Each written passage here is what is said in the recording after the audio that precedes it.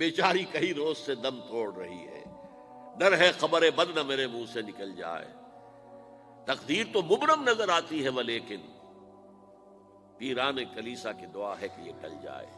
تو پہلی بات میری ختم ہوئی، عالمی نظام خلافت دنیا کی تقدیر مبرم ہے، ہو کر رہے گی، اس میں کسی صاحب ایمان کو کوئی شک، کوئی شبہ، کوئی ریب نہیں ہونا چاہیے۔ البتہ اس کا اب دوسرا پہلو کیا ہے، اس کا آغاز کہاں سے ہوگا؟ پہلی بات تو یہ، ہمارے بعض لوگوں کے ذہنوں میں، سادہ دل لوگ وہ سمجھتے ہیں کہ پوری دنیا میں ایک ہی دفعہ آ جانی چاہیے، یہ کوئی علاقائی خلافت تو نہیں ہو سکتی، خلافت تو عالمی ہوتی ہے۔ ان سے میں کہتا ہوں عالمی خلافت کب تھی جناب؟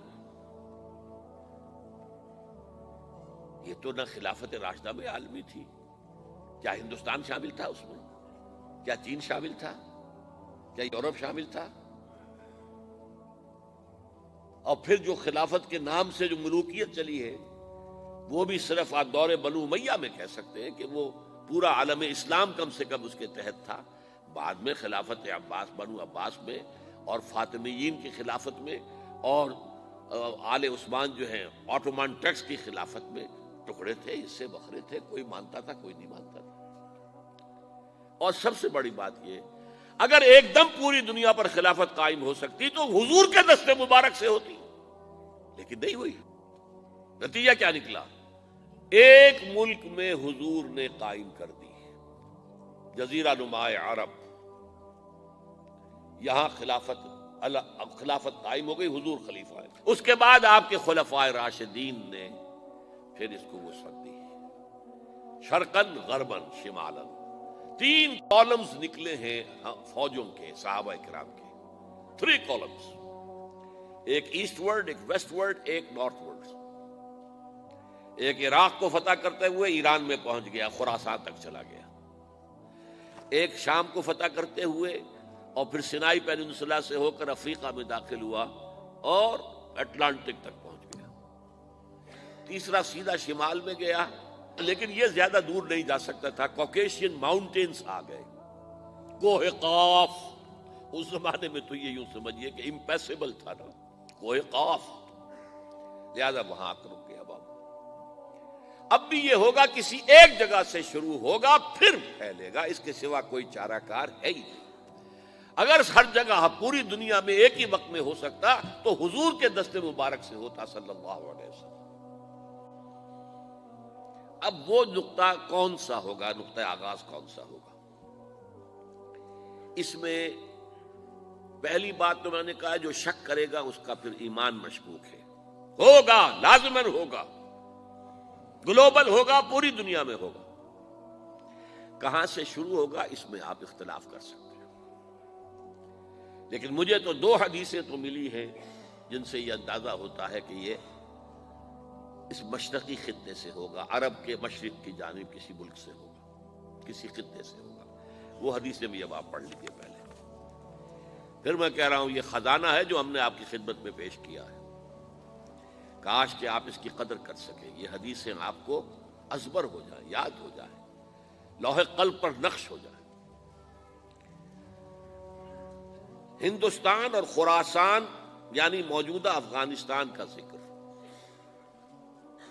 ابن ماجہ کی روایت ہے، عن عبداللہ ابن الحارث رضی اللہ تعالی عنہ قال رسول اللہ صلی اللہ علیہ وسلم یخرج ناس من المشرق یوطئون للمہدی یعنی سلطانہ، یعنی سلطانہ، دونوں طرح سے پڑھ سکتے ہیں۔ حضرت عبداللہ ابن حارث فرماتے ہیں رضی اللہ تعالی عنہ کہ حضور نے ارشاد فرمایا، مشرق کی طرف سے وہ فوجیں نکلیں گی، لوگ آئیں گے جو عرب میں مہدی کی حکومت قائم کریں گے۔ یہ مہدی کون ہوں گے اس کا ذکر میں ذرا بعد میں کروں گا، لیکن نوٹ کر لیجئے کہ مہدی سے پہلے لازماً کسی مشرقی علاقے کے اندر وہ نظام قائم ہو چکے گا، تب وہاں سے فوجیں آئیں گی نا۔ یہ مشرق کون سا ہے؟ عرب کے مشرق میں آپ چلیے، ایران بھی آ جائے گا، افغانستان بھی ہے، پاکستان بھی ہے، اور اگر اسے اور توسیع دیں تو ہندوستان بھی ہے۔ یہ ہے عرب کا مشرق،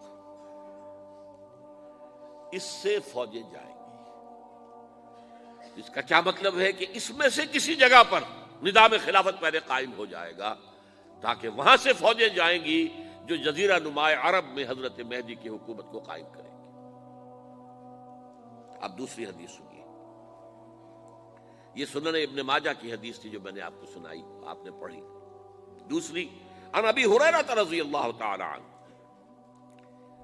یہ ترمذی شریف کی روایت ہے، قال قال رسول اللہ صلی اللہ علیہ وسلم یخرج من خراسان رایات سود لا يردها شیء حتی تنصب بإیلیا، خراسان کے علاقے سے سیاہ جھنڈے لے کر فوجیں آئیں گی، ان کا رخ کوئی موڑ نہیں سکے گا، ان کو پیچھے پھیر نہیں سکیں گے کوئی بھی، یہاں تک کہ وہ یروشلم میں جا کر جھنڈے نصب کر دیں گے۔ ایلیا حضور کے زمانے میں یروشلم کو کہتے تھے۔